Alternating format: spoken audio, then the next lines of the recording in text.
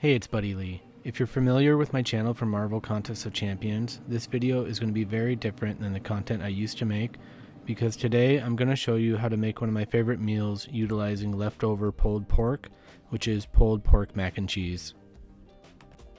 I'll break down what I'm doing as we go, but I'll also have a recipe list and instructions in the video description below. We're going to start with a little bit of oil in our pan, and we're going to soften our veggies, which will be 1 white onion and 3 jalapenos diced.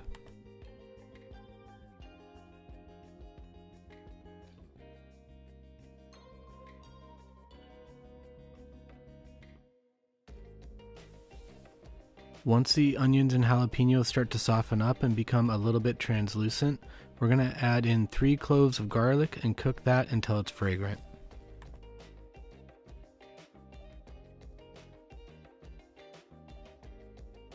I'll push the veggies to the side until later, and now I'm going to toast up some panko breading that we will sprinkle on the top at the end of this.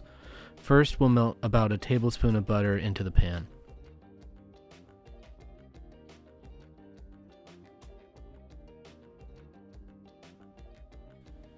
You're going to want to coat the panko with the butter and then keep a close eye while moving it around until it turns nice and brown like this, then set it aside. Now we'll make our roux, which will be the base for our cheese sauce. So I'm melting 4 tablespoons of butter, and then I'll start adding little by little 4 tablespoons by weight of flour, which is about 30 grams.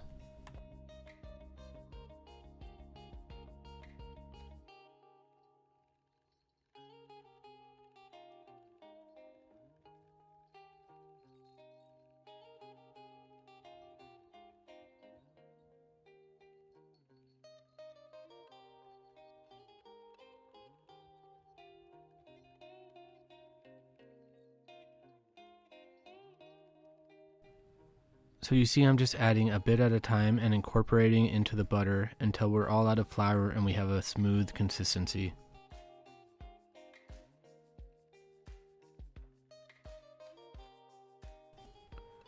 Now I have 2 cups of whole milk that you're going to want to have at room temp, and we're going to again add a little bit at a time and mix that all in.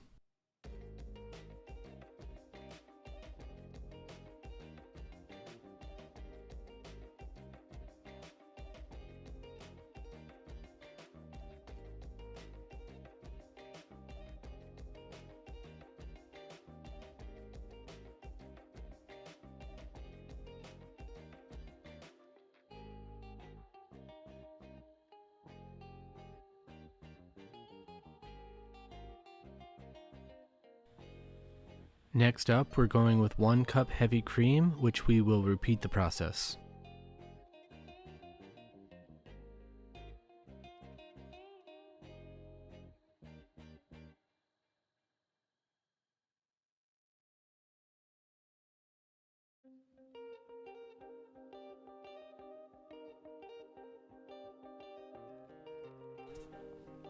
At this point we're ready for some seasonings, and you can go with some garlic powder, smoked paprika, salt, and pepper, or you can do what I like to do and use the same pork rub that you use for your pulled pork, which has all that and then a little bit more. I don't put salt in my rub because I like to salt the meat separately for a nice dry brine, so I'll add some salt after the rub.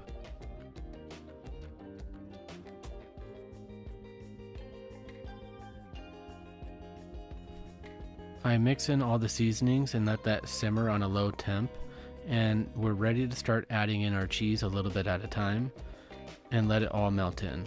I've grated 1 pound of cheddar cheese, half a pound of pepper jack, and will also be melting in slowly half a pound of cream cheese.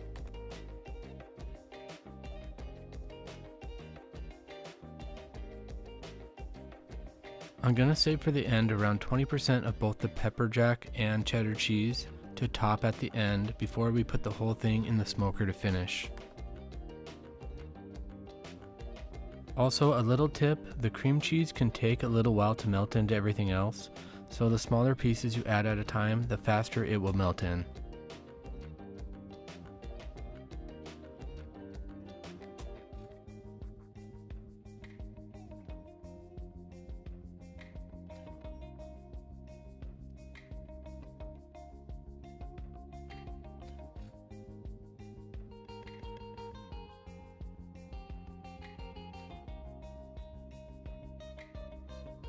Now I'll boil the pasta while I continue to stir the cheese, and I like to use this Barilla pasta, which has a few curls in it that I think works really well for mac and cheese.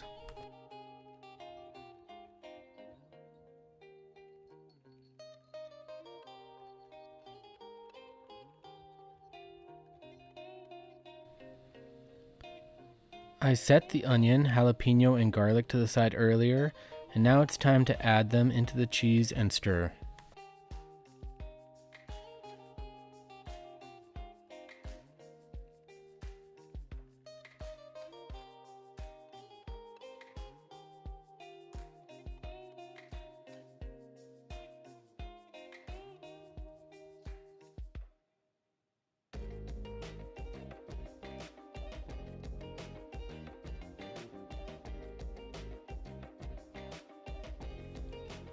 Now the pasta is done and strained, and we're about ready to assemble this pulled pork mac and cheese.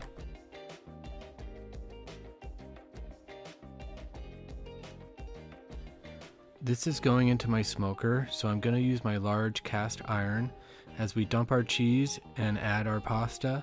Then we'll mix it all around to get a nice coat of cheese on all the noodles.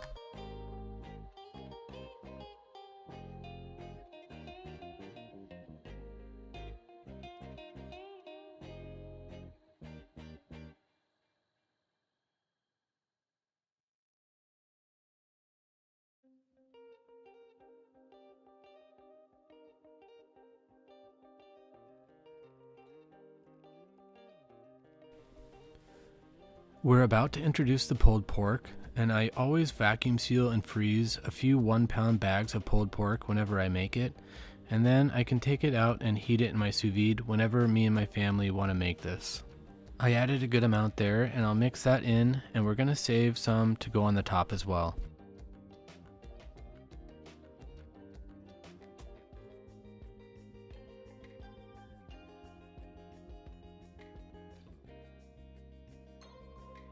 Time to sprinkle that cheddar and pepper jack that we saved earlier, and then the finishing touch before it hits the smoker is the toasted panko breading.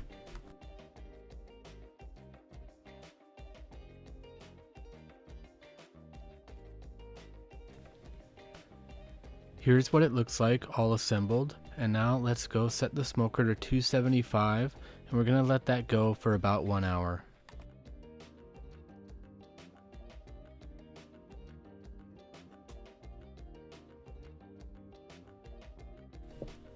Here's what we have after 1 hour, and it looks great. I do apologize, I didn't get any glamour shots and the bite at the end. I think I was too hungry, but it was delicious, and if anyone gives this recipe a try, please let me know how it went. Thanks, until next time.